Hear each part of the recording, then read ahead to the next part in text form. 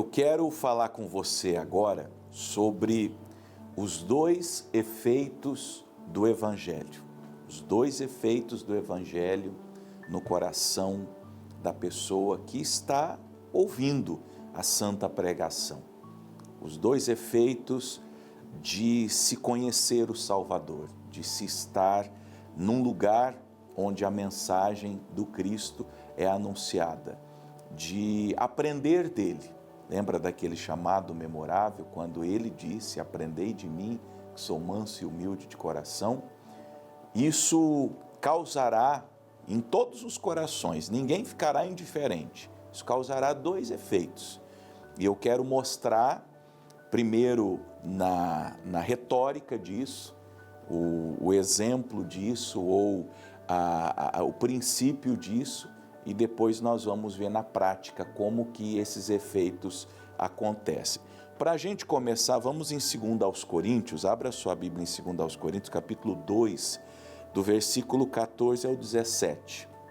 Segunda carta de Paulo aos Coríntios, capítulo 2, do verso 14 ao 17, e o apóstolo Paulo está escrevendo a essa igreja e dizendo assim: graças a Deus que sempre nos faz triunfar em Cristo e por meio de nós, está falando em nome dos pregadores, manifesta em todo lugar o cheiro do seu conhecimento. Eu gosto da tradução que diz perfume.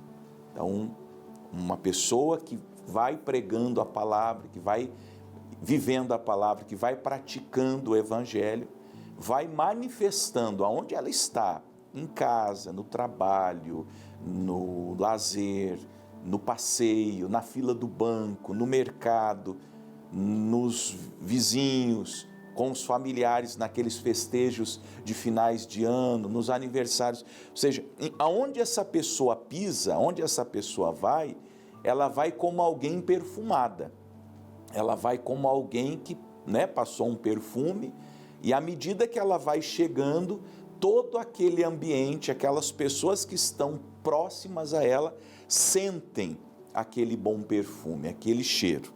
Aí no 15 ele prossegue, porque para Deus somos o bom cheiro de Cristo, o bom perfume de Cristo. Agora, veja os dois efeitos do Evangelho, nos que se salvam e nos que se perdem.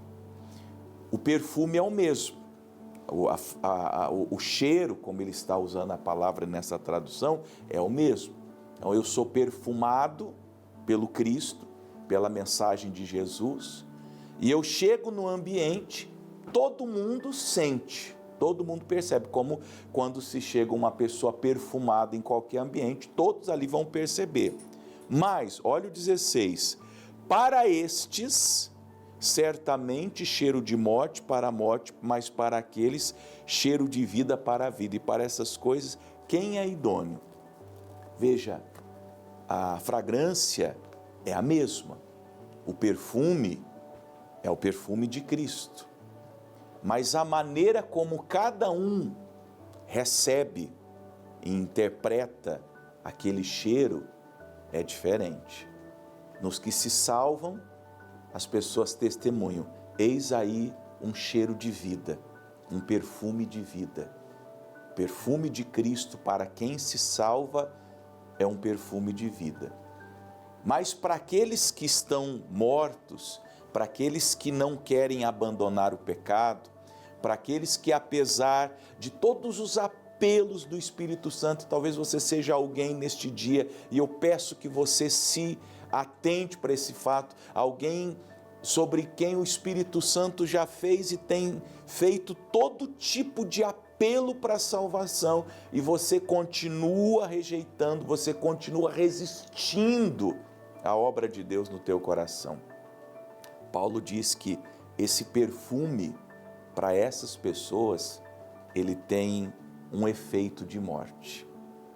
Cheiro de vida para quem se salva, cheiro de morte para quem se perde. Para essas coisas, quem é idôneo? Como que você recebe a mensagem do Evangelho? Porque nós não somos, verso 17, como muitos falsificadores da palavra de Deus. Antes falamos de Cristo com sinceridade, como de Deus na presença de Deus. O que ele está dizendo é, a nossa pregação é genuína. Nós estamos pregando o Evangelho, vocês não têm desculpa quanto a isso. Vocês têm a Bíblia aberta, vocês vão acompanhando a leitura. Agora, o efeito dessa pregação, dessa mensagem, desse conhecimento que nós compartilhamos, é a diferença. Essa é a teoria, mas eu quero mostrar na prática, agora nós vamos para João, como que o Evangelho mudou pessoas que eram boas, que estavam se salvando e ficaram melhores, mas também como o Evangelho provocou que uma pessoa que já era má se tornou pior ainda. João 12, do verso 1 até ao verso 6. É o jantar em Betânia, aquele jantar 6 dias antes da crucificação de Jesus. Nós vamos ver 4 personagens. Você vai ver o bom perfume de Cristo, porque o próprio Cristo está presente. Você vai ver o cheiro de vida nos que se salvam e o cheiro de morte nos que se perdem. Foi, pois, Jesus 6 dias antes da Páscoa a Betânia, onde estava Lázaro, que falecera, e a quem ressuscitara dos mortos, e fizeram-lhe, pois, ali uma ceia.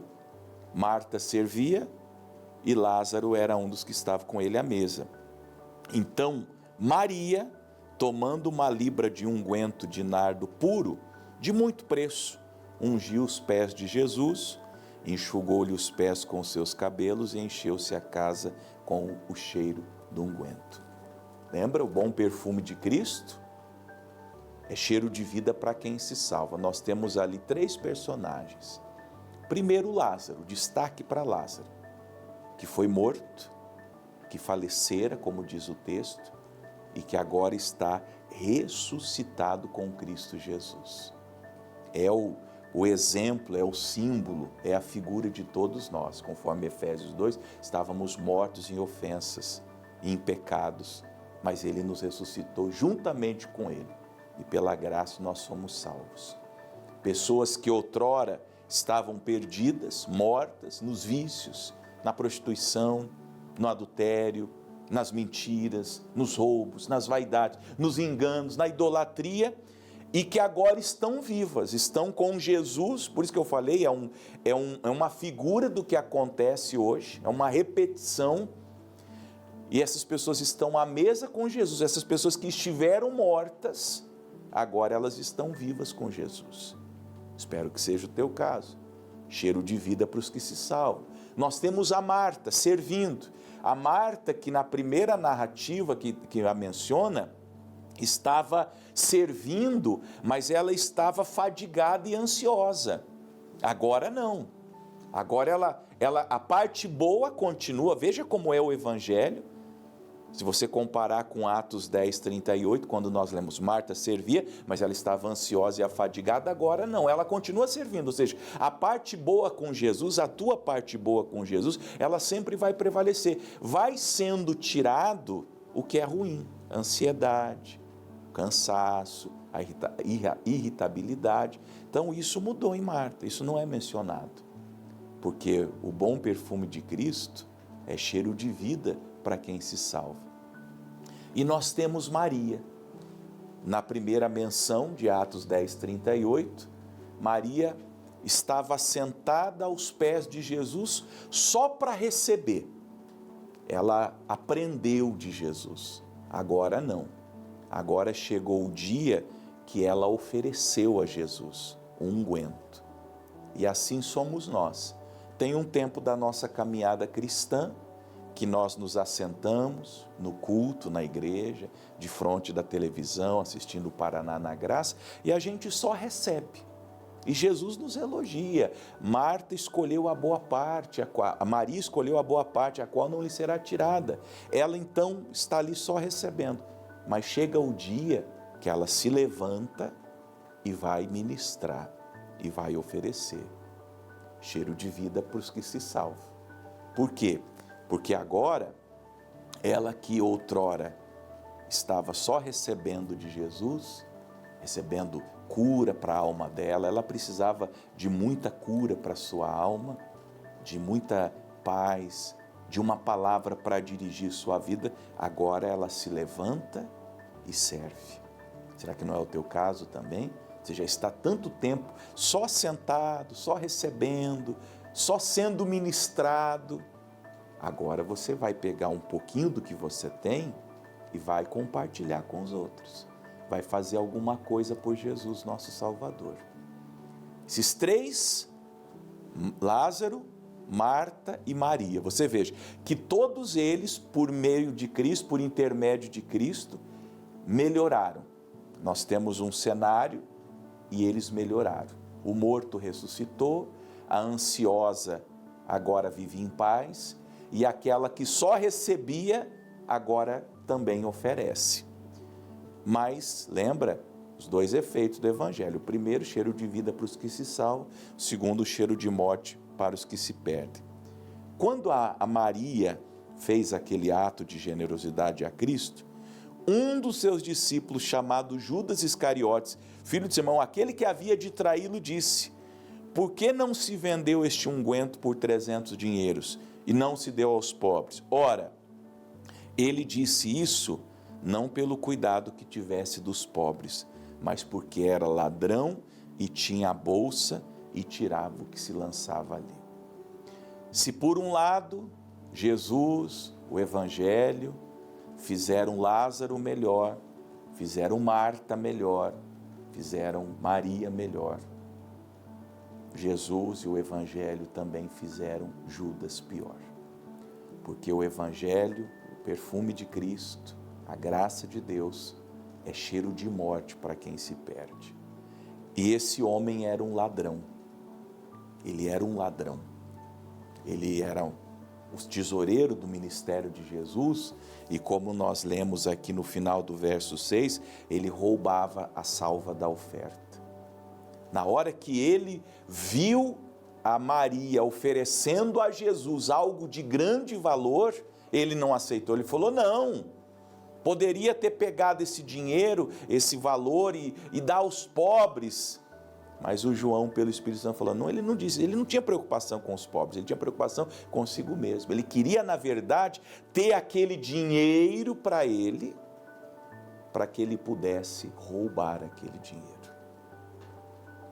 Amado irmão, amada irmã, amigo, amiga, qual o efeito do Evangelho no teu coração? Ele está te fazendo uma pessoa melhor ou ele está te fazendo uma pessoa pior? Ouvir muitas pregações está te melhorando como pessoa ou está te piorando? Vai depender muito do que você quer. O Lázaro queria a vida, a Marta não queria ser uma mulher ansiosa, a Maria não quis só receber de Jesus. Então, essas pessoas foram melhorando com o Evangelho. O tempo vai passando, a pessoa vai ouvindo, vai aprendendo e ela vai sendo transformada. Agora o Judas, ele não queria deixar de ser ladrão. Fica evidente aqui que ele não queria deixar de ser um ladrão. Então, sabe o que o Evangelho fez na vida dele? O tornou pior. Vamos voltar lá em Coríntios para a gente terminar. Então, o que é o Evangelho? Vou ler só o 16. Para estes, certamente cheiro de morte para a morte, para aqueles, cheiro de vida para a vida. Para Lázaro, para Marta e para Maria foi cheiro de vida. Para Judas foi cheiro de morte. E para você? Qual será a sua decisão?